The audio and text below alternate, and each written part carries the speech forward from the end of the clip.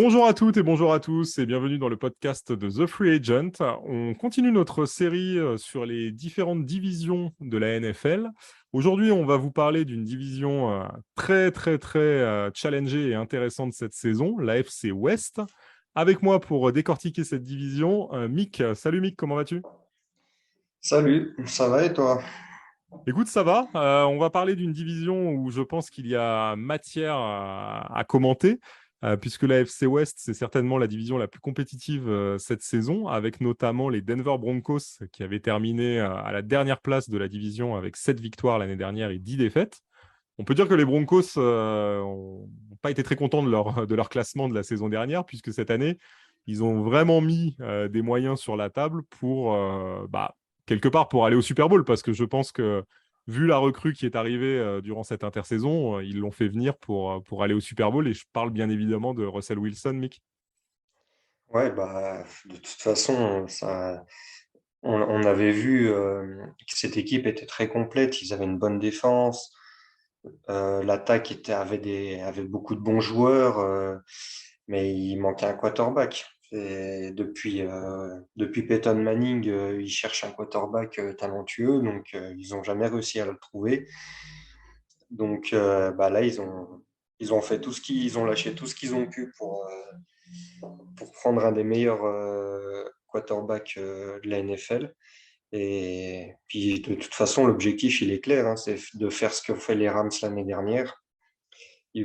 C'est leur objectif. Donc, ils sont allés chercher Russell Wilson. Et puis, eh ben, on va voir cette année ce que ça peut donner avec cette belle attaque. Alors justement, ils ont effectivement été chercher Russell Wilson. Pour ça, ils se sont débarrassés de Drew Lock, qui était le quarterback sur lequel ils avaient misé il y a quelques temps via la draft. Et finalement, ils ont vu que ça n'allait pas le faire. Russell Wilson arrive, c'est une très bonne chose pour cette équipe. Mais il n'est pas le seul joueur à être arrivé, puisqu'ils ont quand même aussi fait venir Randy Gregory, qui arrive des Dallas Cowboys, le linebacker. Et à mon avis, c'est aussi une recrue assez importante pour eux. Du côté de l'attaque, pour revenir à cette escouade offensive, euh, on va retrouver donc Wilson avec un corps de receveur qui est intéressant, puisqu'il y aura Courtland Sutton et Jerry Jeudy. On sait qu'ils ont perdu Tim Patrick pour l'ensemble de la saison, on l'a vu il y a quelques temps. Euh, selon toi, est-ce que ça va prendre en fait avec Russell Wilson? Est-ce que cette attaque, elle a ce qu'il faut pour que ça prenne et pour qu'on voit du gros festival offensif à Denver? Ouais, de toute façon, bon, on a dit il y a des bons receveurs. Après, c'est vrai que c'est dommage que Tim Patrick soit blessé, mais après, ils ont quand même un bon tight end. La ligne est quand même correcte. Et puis surtout, ils ont un très bon running back. Donc, avec Russell Wilson qui est capable de courir aussi, c'est sûr qu'ils ont ce qu'il faut pour que ça marche. Après, voilà, il y a un nouveau coach. Donc, ça va dépendre aussi de lui. Mais après, ils ont les cibles, ils ont tout ce qu'il faut pour que ça fonctionne. Oui, alors deux petites anecdotes, enfin deux informations. La première, effectivement, Russell Wilson, c'est un quarterback qui court et pour être tout à fait complet sur lui, c'est le quarterback en activité qui a le plus de yards cumulés à la course. Donc, Ah, même devant Lamar Jackson, alors ils n'ont pas la même ancienneté hein, dans la ligue, mais devant Lamar Jackson, c'est lui, en tout cas dans les quarterbacks en activité et dans une équipe, parce que je ne considère pas Cam Newton, par exemple, en activité. C'est lui qui a le plus de yards parcourus à la course. Et du côté du coach, tu l'as dit, nouveau coach, c'est Nathaniel Hackett qui est arrivé des Packers, pardon, et qui va coacher cette équipe cette saison. On va voir ce que ça va donner. C'est pour lui son premier vrai poste de head coach. Jusque-là, il était coordinateur offensif ou coach des quarterbacks. Donc ça va être intéressant aussi de voir comment ça se passe. Moi, je suis un peu sceptique quand même sur cette attaque. J'ai quelques doutes sur le fait que ça marche aussi bien que du côté de Seattle. Tout simplement parce que même si effectivement il y a des bons receveurs, je ne sais pas si ce sera de la qualité d'un DK Metcalf ou d'un Tyler Lockett, comme Russell Wilson a pu connaître du côté de Seattle. Et j'attends de voir aussi quel type de jeu vont vouloir déployer les Broncos. Est-ce qu'on va vraiment miser sur ce jeu de passe de Russell Wilson ou est-ce qu'on va, comme un peu à Seattle pendant très longtemps, focaliser aussi sur le jeu de course? J'attends de voir. Vraiment, j'attends de voir parce que je ne suis pas sûr que ce soit vraiment le pari gagnant du côté de Denver. Et on verra aussi comment se comporte la ligne. La ligne offensive a été un peu fébrile par moment l'année dernière. Elle a quand même encaissé 40 sacs. Donc j'attends aussi de voir de ce côté-là s'il y a une amélioration. Il y a Billy Turner qui est arrivé au poste de tackle droit en provenance des Packers. C'est un bon joueur. C'est pas un top joueur, mais c'est un bon joueur à son poste. Donc ça va aider aussi à renforcer cette ligne. Mais je ne sais pas si ce sera suffisant pour avoir vraiment le fameux festival offensif dont on parle depuis des semaines, depuis l'arrivée de Russell Wilson. Euh, pour passer à la défense, Mick, comment tu penses qu'elle va se comporter cette année, sachant que l'année dernière, c'était une équipe plutôt solide défensivement, que ce soit en nombre de points encaissés ou en nombre de yards. Est-ce que tu penses qu'on va avoir une équipe tout aussi solide cette année? Oui, bah après, le problème, c'est qu'ils ont perdu quand même certains joueurs assez importants, euh, comme Shelby Harris qui est parti chez les Seahawks, du coup, dans l'échange de Russell Wilson. Oui, Après, voilà, ils ont perdu quelques cornerbacks. Bon, ils ont quand même toujours Patrick Surtain, surtout, qui a fait une très belle première saison. Je pense que ouais, là, ça sera, enfin, l'équipe, la défense, je veux dire, sera bonne. Après, le problème, c'est avec Bradley Chubb aussi, qui est un excellent linebacker, mais qui est très souvent blessé. oui. Donc, c'est pareil, s'il n'est pas là toute la saison, il suffit qu'un autre joueur assez important se blesse et la défense, il y aura plus rien. Donc, il y a ce qu'il faut pour être une bonne défense, mais ça va quand même pas être évident dans cette ligue, enfin dans cette division plutôt, avec le niveau offensif qu'il y a. Je pense que la défense va quand même peut-être avoir un peu de mal. Alors ouais, c'est ce que j'allais dire justement. Ça va être intéressant aussi de voir comment cette défense elle évolue dans cette division parce que pour le coup, ils vont être soumis à rude épreuve face aux Chiefs, Raiders ou Chargers. Donc c'est vrai que ça va être intéressant de voir comment elle se comporte. Moi, pour ma part, je pense que ça va être. Alors, il y a des points intéressants. Dans ce qui est intéressant dans cette défense, c'est qu'il y a de la continuité déjà dans le secondary. Parce qu'on va retrouver Ronald Darby, on va retrouver Patrick Surtain, comme tu l'as dit, et aussi au poste de safety, Justin Simmons, qui est un très bon joueur. Donc, je pense que ça va vraiment aider l'équipe à rester stable défensivement. Et de l'autre côté, il y a eu des recrues intéressantes qui ont été choisies. Randy Gregory, c'est un très bon apport en matière de pass rush notamment. C'est un joueur qui a accompli des 6 sacs l'année dernière et à mon avis qui va monter encore en puissance cette année. Ils ont été chercher DJ Jones aussi sur la ligne. Ça devrait un peu aider à améliorer la défense contre le jeu de course qui était, on va dire, dans la moyenne de la ligue l'année dernière. Et après, il y a cette question de Bradley Chubb. Est-ce qu'il sera capable d'être à 100%? Ça va être aussi autre chose. Pour moi, cette défense, elle est relativement solide, certes, mais cette année, c'est vraiment cette année qu'on va voir en fait si elle est capable de performer au plus haut niveau, parce que très clairement l'objectif c'est le Super Bowl pour cette équipe entre cette année et l'année prochaine, et donc il va vraiment falloir monter en puissance pour déjà pouvoir sortir de cette division et ensuite pour aller rivaliser en playoff avec toute la AFC, qui est quand même aujourd'hui la conférence la plus compétitive. Ouais, ouais, c'est ça. Ouais. Déjà, il va falloir réussir à sortir de la division. C'est ça. Ouais, oui, Et c'est ça. ça va déjà être très compliqué et Ça va être un de vrai toute défi. façon, il y aura un déçu, donc il y aura au moins un qui sera déçu, je pense. Donc, ouais, s'il faut que tout fonctionne, qu'il n'y ait pas d'autres blessures, que le nouveau coach arrive à imposer ses idées, que ça fonctionne avec les nouveaux joueurs. Voilà, on sait pas, ça peut très bien finir au dernier de la division, comme ça peut la gagner, je pense. Oui, oui, c'est clair. Et justement, alors, selon toi, ils peuvent terminer où ces Broncos?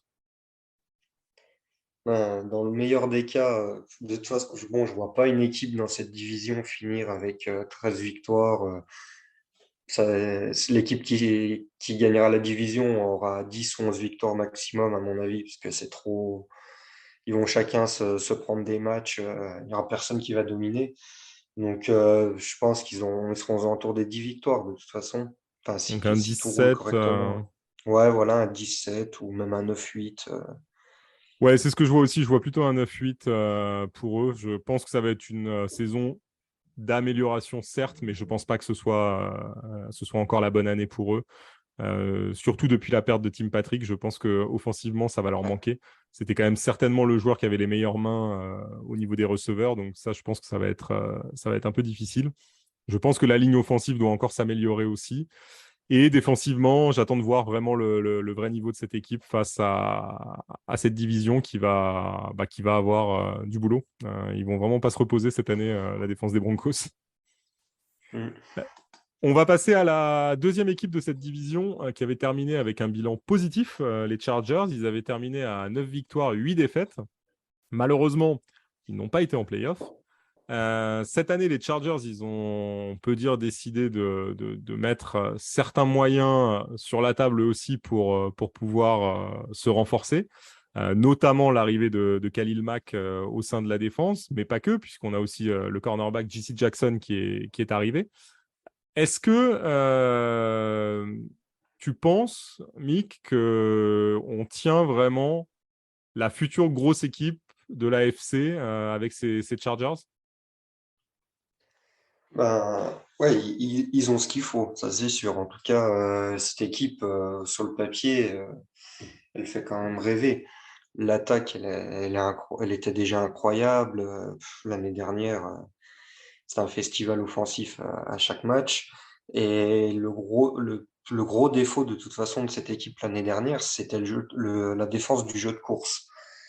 Donc, ils ont fait venir Khalil Mack, qui est un super joueur, avec en plus, bon, pour défendre contre la passe, parce qu'il y en a bien besoin aussi dans cette division, avec Jesse Jackson, euh, ça, ça fait plutôt, enfin, qui est un des meilleurs cornerbacks de la ligue, donc ça devrait être pas mal associé avec Asante Samuel, qui a fait une belle première saison aussi. Il y a vraiment une belle équipe sur le papier, en tout cas. Ouais. Oui, c'est clair. Alors justement, on parlait de cette défense. L'équipe a été très, très mauvaise contre la course l'année dernière. C'était tout simplement le troisième plus gros total de yards encaissés à la course la saison passée, avec 139 yards. Je pense que, alors, ils ont essayé de pallier ça, notamment avec l'arrivée de. Alors, tu as parlé de Khalil Mack, mais je pensais aussi à Kyle Van Noy qui est arrivé Oui, et aussi. qui Ouais. vient aussi, qui est un gros plaqueur, donc qui vient aussi pour renforcer ce secteur-là. Ils ont aussi fait venir Sébastien Joseph Day, qui est arrivé des Rams et qui vient pour ça aussi. Donc, espérons que ça suffise. C'est vrai que il faudra voir si ce sera suffisant. Après, moi, je trouve que quand tu regardes le pass rush, la ligne de linebacker et ce secondary, on a quand même une équipe ultra solide. On a Joey Bosa, on a Khalil Mack, on va avoir Kenneth Murray. Alors, Kenneth Murray est blessé, mais il fait partie de l'effectif. Et quand tu regardes le secondary, tu as Asante Samuel qui a été très très bon l'année dernière. On a Derwin James et on a JC Jackson qui est l'un des cornerbacks, l'un des meilleurs cornerbacks de la ligue, je pense, ces dernières saisons. Donc c'est vrai que c'est sur le papier, ça a l'air très solide et ce sera, à mon avis, très, très difficile à attaquer comme défense. Reste à voir, comme tu l'as dit, ce jeu de course, est-ce qu'ils vont être capables, avec les quelques ajustements qu'ils ont fait, de mieux le défendre? Ça, ce sera la grande question. Offensivement, bon, on va pas en refaire des caisses sur Justin Herbert, mais depuis qu'il est arrivé dans la ligue, c'est un quarterback exceptionnel et il l'a montré. Il a été vraiment excellent depuis son arrivée.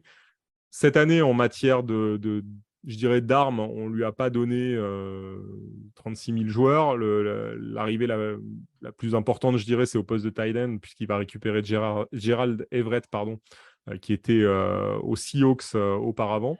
Donc ça, c'est un joueur qui peut compiler facilement 500 yards et marquer des touchdowns importants. Donc ça, je pense que c'est une bonne chose. Après, pour le reste, la ligne offensive, je ne sais pas ce que tu en penses, mais c'est une ligne qui se comporte plutôt bien, qui a plutôt bien travaillé jusque-là. En matière de protection sur Justin Herbert, elle a été plutôt bonne. Et ils ont su aussi travailler pour Austin Ekeler, le running back. Pour moi, si je devais voir un point faible peut-être de cette attaque, c'est un peu le manque de joueurs derrière Austin Ekeler, justement, au poste de running back. Je trouve que c'est un peu léger. Ouais, ouais, il n'y a pas. Parce que Justin Jackson, qui était le deuxième running back l'année dernière, est parti, Oui. il me semble. Donc, ouais, c'est vrai que ça va manquer d'un deuxième running back. Je sais même pas qui ils vont faire jouer en fait, Alors, parce qu'ils ont fait là, venir personne. pour le moment, ils ont Isaiah Spiller, qui est le deuxième Ah running oui, back voilà, qui a été à la drafté draft, ouais. au 4e tour. Donc, ce serait lui qui pourrait être le deuxième running back, enfin, qui devrait être d'ailleurs. Donc, Spiller, c'est un joueur qui vient de Texas A&M et qui a compilé un peu plus de milliards sur les 2 dernières saisons et qui a marqué entre 6 et 10 touchdowns par année. Il a une moyenne de milliards par saison et 8 touchdowns. Donc, c'est plutôt bien. Et je pense que ça va permettre aussi de soulager un peu Austin Ekeler. Mais est-ce que ce sera suffisant? Je ne sais pas. De l'autre côté, les Chargers ont décidé aussi de renforcer le poste de guard lors de la draft avec Zion Johnson qui est arrivé et qui vient renforcer encore plus cette ligne offensive puisqu'on avait déjà Rashawn Slater, on avait déjà Corey Linsley qui était arrivé des Packers et là on rajoute Ouais. Zion Johnson. Je trouve que c'est plutôt pas mal. Reste à voir si le corps de coureurs sera optimal cette saison. J'ai pas trop de doutes pour Ekeler, j'ai un peu plus de doutes pour les autres. Oui, puis Eclair, il fait aussi beaucoup de réceptions. Exactement. Donc l'année dernière, voilà, il est le troisième meilleur receveur de son équipe. Oui, Donc c'est un joueur qui est vraiment très très très important. Donc je pense qu'il va falloir vraiment qu'ils utilisent beaucoup de la rotation pour essayer de le protéger au maximum parce que il est capable de faire changer un match à lui tout seul pratiquement. Donc l'année c'est dernière, il ça. met 20 touchdowns quand même au total. Plus de 1500 yards à la course plus à la passe. Donc ouais, c'est un joueur vraiment important et va falloir qu'il le protège. Tout à fait. Non, non, tout à fait. Et je pense que si vous avez bien écouté pour ceux qui jouent sur la fantasy, 20 touchdowns et Keller, donc c'est plutôt intéressant quand on l'avait dans son équipe fantasy la saison passée. Mais c'est un excellent joueur. On verra cette année s'il est capable de réitérer le même type de saison. Mais en tout cas, j'ai hâte de voir en tout cas ces Chargers évoluer parce qu'il y a beaucoup de promesses au niveau de cette équipe. Il faudra voir aussi le côté infirmerie, des joueurs comme Khalil Mack notamment. Il faudra voir s'ils arrivent à rester en bonne santé toute la saison. Mais sur le papier, ça a l'air en tout cas très intéressant. Selon toi, ces Chargers, on peut espérer quoi en termes de bilan à la fin de la saison? Ouais, ça va tourner aux alentours des 10-11 victoires, hein. Les quatre équipes de la division, je les vois à peu près avec le même bilan. De toute façon, ça va se jouer à rien du tout. Donc, ouais, 10-11 victoires. Ouais, je pense aussi. Je pense que tout le monde va être dans un mouchoir de poche. Donc, je m'attends aussi à une série à 11 victoires, à mon avis. Je pense qu'ils termineront probablement devant les Broncos, ça c'est clair. Et après, à voir qui va remporter la division. Mais ça va être très, très serré dans cette division, ça c'est clair. Mick, on va parler maintenant de la troisième équipe de cette division, les Las Vegas Raiders, qui ont terminé à la deuxième place l'année dernière, avec 10 victoires et 7 défaites. Les Raiders qui ont frappé fort durant l'intersaison et notamment la free agency en allant chercher Davante Adams, le receveur des Packers.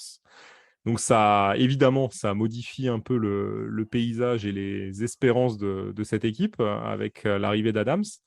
On a aussi, on aura toujours Derek Carr évidemment pour mener cette attaque. Est-ce que tu penses qu'Adams était la pièce manquante de cette équipe pour qu'elle puisse enfin retrouver un peu de couleur? Je sais pas si c'était la seule pièce manquante, mais de toute façon, ça fera beaucoup de bien. Bon, les receveurs étaient bons, le Carr a été bon l'année dernière, mais voilà, il manquait peut-être cette star en plus qui est très grand copain avec Derek Carr. Donc, si le duo fonctionne comme ils l'espèrent, enfin comme eux peuvent l'espérer, ouais, ça pourrait faire très mal. Ouais. Oui, alors je rappelle qu'au niveau de justement de l'effectif, on va se retrouver avec une attaque menée par Derek Carr. Et au niveau des receveurs et tight end, on va avoir donc Hunter Renfrow, Davante Adams et Darren Waller, qui vont être les trois leaders dans les airs. Renfrow, c'est 1000 yards l'année dernière. Waller, c'est 665 yards, mais en ayant été absent une bonne partie de la saison.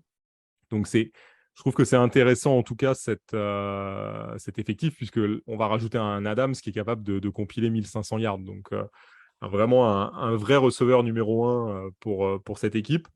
Euh, Moi, de mon côté, j'aurais peut-être un petit doute, c'est du côté des running backs. C'est vrai que Josh Jacobs, pardon, depuis qu'il a été drafté, il n'a pas forcément répondu comme on l'attendait. Alors, il n'a pas fait une mauvaise saison l'année dernière, mais il n'est pas non plus le running back que l'on avait annoncé pour le moment. On l'a vu en pré-saison, là, sur le premier match. Il a fait un match plutôt bon, plutôt une bonne prestation. Euh, Tu penses que ça va être son année aussi à lui? Je sais pas, parce qu'ils ont tellement de running back dans leur roster que je sais même pas s'il va être, sera probablement le running back numéro un, mais Oui, je pense qu'ils vont beaucoup tourner parce qu'ils sont tellement nombreux. Là, ils en ont pris deux à la draft. En plus, ils ont Kenyan Drake, Amir Abdullah, Brandon Bolden. Euh, Ça commence à faire beaucoup de running back et je pense qu'ils vont pas l'utiliser autant qu'ils ont pu l'utiliser ces dernières années. En plus, ils n'ont pas prolongé, enfin, ils n'ont pas pris l'option de la cinquième année, donc là, c'est sa dernière année de contrat. Donc, je pense qu'ils ont déjà plus tellement confiance en lui et qu'il sera dans la rotation, mais ce sera pas le numéro un, je pense, qui était attendu. ouais, je comprends ce que tu veux dire. Euh, on va regarder du côté de la défense maintenant, Mick. L'équipe avait quand même plusieurs lacunes du côté défensif. La première, c'était le pass rush qui était pas fantastique, puisque en dehors de Max Crosby, c'était un peu compliqué l'année dernière. Cette année, ils ont fait un choix plutôt fort aussi. Ils sont allés chercher Chandler Jones, qui arrive des Cardinals et qui, lui, est plutôt un très bon pass rusher. Il a terminé avec 10,5 sacs l'année dernière. On peut dire que c'est un vrai plus pour cette ligne défensive. Ouais, bah, Chandler Jones, c'est un joueur incroyable, donc ils ont l'opportunité de le récupérer. Ça, ça va être c'est une super plus-value pour cette équipe, ouais. C'est clair. Et, Et du coup, dans le recrutement, on a aussi renforcé d'autres postes, et je pense notamment au secondary, puisqu'on a vu que Rocky Yassin était arrivé pour renforcer le corps de cornerback. Et on va toujours jouer avec Trevon Moehrig et Jonathan Abram du côté des safety. Si tu devais déterminer je dirais le point fort et le point faible de cette défense, tu dirais quoi? Alors, le point fort, ouais, bon, ça sera, je pense quand même le pass rush, qui est quand même, il y a quand même quelques bons joueurs, tout ça, donc ça devrait aller. Après, le gros problème, c'était les turnovers l'année dernière. Oui. Ils ont fait 6 interceptions. Je crois que c'était la pire équipe de la ligue. Putain, 6 interceptions en 17 matchs, c'est quand même vraiment peu. C'est vraiment là-dessus qu'ils vont avoir besoin de travailler. Ça fait des années qu'ils essayent des cornerbacks, des safety qu'ils en draft. Et pour l'instant, ça ne marche pas. Et c'est vraiment là-dessus qu'ils vont devoir travailler et s'améliorer. Oui, c'est clair, je suis d'accord avec toi. C'est vrai que la défense a du mal à être vraiment clutch du côté des Raiders. On verra comment ça va se passer cette saison, mais il y a un petit peu de continuité, mais malgré tout, même au niveau de la ligne des linebackers, je trouve que c'est quand même assez faible. Donc, à voir cette saison comment ça se déroule. Tu parlais des turnovers. Moi, je regardais du côté des points encaissés. C'est quand même une équipe qui a pris 25,8 points par match la saison dernière. Ils sont au niveau des Commanders et entre les Commanders et les Texans. Donc, c'est dire en fait le niveau de cette défense qui a été quand même, qui a beaucoup souffert. Et je pense que cette année, ce sera quand même, à mon avis, un de leurs points faibles. Je pense que l'attaque va évidemment step up avec l'arrivée d'Adams. Maintenant, il faudra voir si cette défense arrive à tenir le coup. Surtout qu'un peu comme les Broncos, hein, ils vont avoir des gros morceaux à jouer dans leur division, Mick. Ouais, ouais, voilà, c'est un peu le problème, c'est qu'ils n'ont pas tellement renforcé leur défense contre la passe. Et le problème, c'est que dans cette division, la défense contre la passe, elle est très importante. Donc, je pense que voilà, si les Broncos et les Chargers arrivent à s'améliorer par rapport à l'année dernière, j'ai peur pour les Raiders que la dernière place, elle soit pour eux.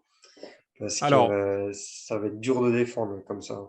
ce qui est bien, c'est qu'on va être vite fixé. Les Raiders sont le troisième calendrier le plus difficile de la saison. Et Ouais, pour te donner un peu un aperçu, ils vont être en bye week la semaine 6. Si tu prends les ouais, 5 premiers matchs, ils vont aller jouer les Chargers à Los Angeles.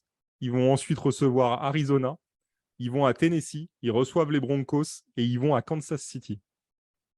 Donc, je ouais. pense que c'est simple. Au bout de 5 journées, on sera fixé, à mon avis, sur la saison des Raiders. Ils vont avoir une série un peu plus tranquille au retour de bye week avec Houston, les Saints et Jacksonville. Mais ensuite, on repart sur des matchs difficiles avec les Colts, Denver, Seattle. Alors, Seattle, non, mais les Chargers, les Rams aussi. Donc, c'est vrai que ça va être une saison quand même assez sport pour eux en termes de calendrier. Et je crains pour eux que malheureusement, ces 5 premiers matchs déjà soient un peu, que ce soit un peu fatal pour eux. Oui, parce qu'ils peuvent. Bon, ils perdront peut-être pas contre Tennessee, mais bon, même s'ils perdent déjà les 4 premiers matchs, Ouais. derrière, ça devient très compliqué, quoi. Il faut pas perdre. Ouais, à mon avis, s'ils sont à 2 victoires, 3 défaites au bout de 5 matchs, ce sera plutôt bien. Ils seront, à mon avis, Ouais, ils peuvent voilà, être ouais. contents. Mais ça va être un calendrier très difficile et une année quand même compliquée. Et selon moi, alors je sais pas, toi, tu penses que tu les situes où sur la division en termes de Je les classement? vois troisième ou quatrième de la division. À mon avis, ils seront pas forcément très loin de première place, mais je pense que les Chiefs et les Chargers sont quand même au-dessus. Et même les Broncos peuvent éventuellement être au-dessus. Donc, je pense qu'ils seront quatrième ou troisième. Ouais, moi je pense que je les vois troisième. Je pense quand même qu'ils termineront devant les Broncos, mais à mon avis, ce sera pareil, de 9-8 comme bilan. Enfin, ce sera voilà, très serré. Mais je les vois quand même terminer à la troisième place. Donc, on verra s'ils arrivent à s'en sortir dans une division quand même très relevée. On l'a déjà dit, mais vraiment une division très relevée. On va passer à la dernière équipe, les champions division la saison passée, les Chiefs de Patrick Mahomes. Les Chiefs, ils ont vécu une intersaison, on va dire, classique, je dirais. On a vu du renfort arriver du côté de l'attaque, mais aussi parce qu'on a vu un départ qui a été un très gros départ, celui de Tyreek Hill, qui est parti du côté des Dolphins, Mick. Une grosse perte pour cette équipe au niveau de l'attaque, que le club a essayé, alors plutôt que de trouver un équivalent de Tyreek Hill, on va dire qu'ils ont essayé surtout de trouver plusieurs joueurs qui pouvaient tous additionner, faire les mêmes chiffres que Hill, hein, c'est bien ça? Ouais, c'est ça, ouais, pour le remplacer. Donc, ils ont fait venir Juju Smith-Schuster des Steelers Oui. et Marquez Valdez-Scantling des Packers. Donc, voilà, à voir. De toute façon, ils auraient jamais pu, enfin, ils auraient difficilement pu trouver un Tyreek Hill. Donc, voilà, ils ont fait venir d'autres joueurs. Ils vont les tester. Et puis, de toute façon, c'est des joueurs qui auront leur place, qui devraient être titulaires de toute manière. Donc voilà. En plus, ils ont perdu Byron Pringle et DeMarcus Robinson. Donc, de toute façon, il y a de la place dans cette équipe pour les receveurs et à voir comment ça peut fonctionner. S'ils arrivent à s'adapter, ça devrait le faire de toute façon avec Mahomes. Ils auront des ballons. Alors oui, ils vont avoir un très bon quarterback. Après, c'est deux joueurs qui sortent quand même de deux saisons compliquées, pas mal de blessures des deux côtés. C'est vrai on n'a pas beaucoup de certitudes les concernant. Je pense notamment à Juju. Ça fait quand même depuis 3 saisons maintenant qu'on l'a pas vu à un niveau de receveur numéro 1 ou 2. Et du côté de Marquez Valdez-Scantling, c'est vrai il a eu notamment une très bonne saison en 2020 avec les Packers. Maintenant, il y a aussi peu de certitude sur sa capacité vraiment à porter le jeu de passe de cette équipe. C'est un receveur qui a jamais dépassé les 700 yards en réception. Donc, il faudra voir quand même avec Mahomes ce que ça peut donner. Mais il y a peu de garanties, je trouve, sur ces receveurs pour remplacer un joueur comme Tyreek Hill, évidemment, qui, lui, a signé plus de 1200 yards l'année dernière pour 9 touchdowns, donc une valeur sûre.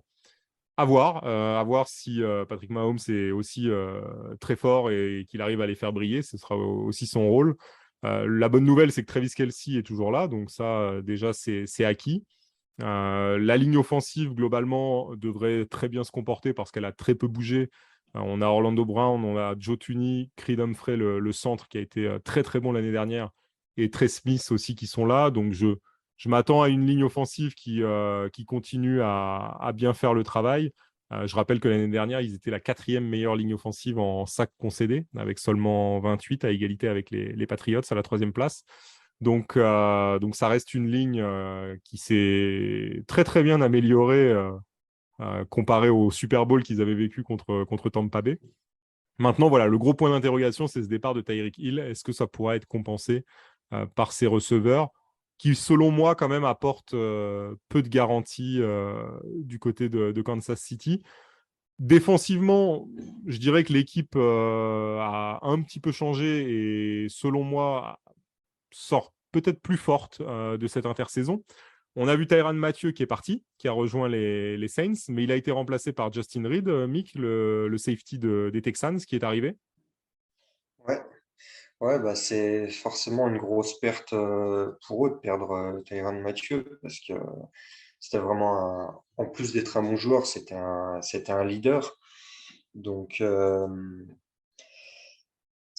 voilà, ouais, c'est une grosse perte, mais après, Justin Reed est quand même un bon safety, donc ça, ça devrait quand même aller pour eux, je pense. Là, on a vu la défense l'année dernière qui a eu beaucoup de mal, mais après qui a vraiment passé un cap, qui s'est vraiment amélioré durant la saison. Donc, je suis pas trop inquiet pour leur défense. Elle devrait être encore bonne cette année. Avec en plus au poste de safety, il y a toujours Juan Thornhill qui Oui, a de l'expérience maintenant, donc tout à ça va fait. être sa 3e saison. Euh, Et puis voilà, ils ont pris Trent McDuffie à la draft, un bon cornerback aussi. Donc non, ça devrait aller, cette défense, je pense. Elle est Ouais, correcte. alors pour moi, vraiment, encore une fois, hein, je trouve qu'elle est ressortie vraiment plus forte de cette intersaison. On a parlé justement de l'arrivée de Reed.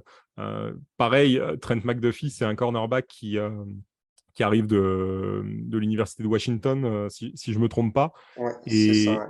et qui est très bon en fait dans tous les domaines. Il est capable de très bien défendre dans les airs, mais aussi sur jeu de course d'aller défendre. Moi, je le vois comme un profil un peu à la Jair Alexander du côté des Packers. Et il est très bon en couverture, très fiable.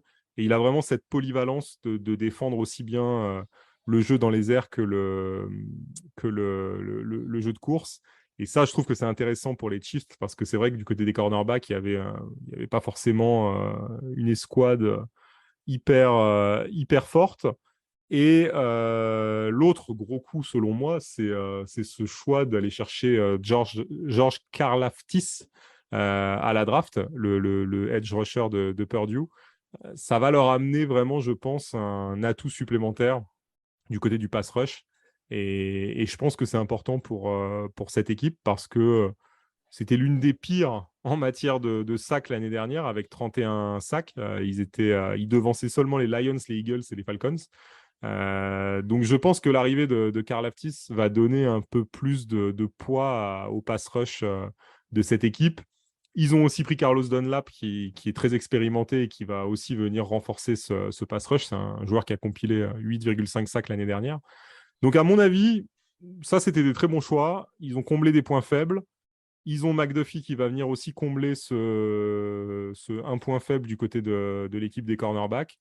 Et Justin Reed qui pour moi, grosso modo, ils n'ont pas perdu au change entre Tyrann Mathieu et Justin Reed. Je pense qu'ils ont rien perdu de ce côté-là. Donc je sens que la défense a l'air très solide.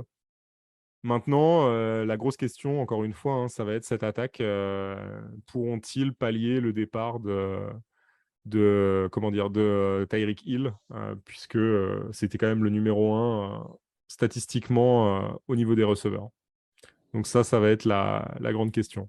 Selon toi, Mick, est-ce que les Chiefs vont être champions de division à nouveau? Bonne question. Euh, non, bah oui, de toute façon, c'est quand même les favoris, mais après, je pense quand même que s'il y a vraiment une équipe qui a tout ce qu'il faut pour leur prendre cette place, c'est les Chargers. Oui, Après, voilà, les Chiefs, ils ont quand même plus d'expérience, plus de certitude, enfin, excepté peut-être au poste de receveur, mais bon, ils ont Travis Kelce. On a vu qu'il pouvait jouer pratiquement uniquement sur lui, et puis ça marchait. Voilà, je pense quand même qu'ils gagneront la division, mais ça va pas jouer à grand-chose. Ça- Ils feront probablement le même bilan que les Chargers, mais voilà, ça sera au tiebreaker qui gagneront la division, je pense. ouais, moi je ne sais pas s'ils vont réussir à aller gagner cette division. Il faut quand même dire que les Chiefs ont le calendrier le plus difficile de la ligue cette année.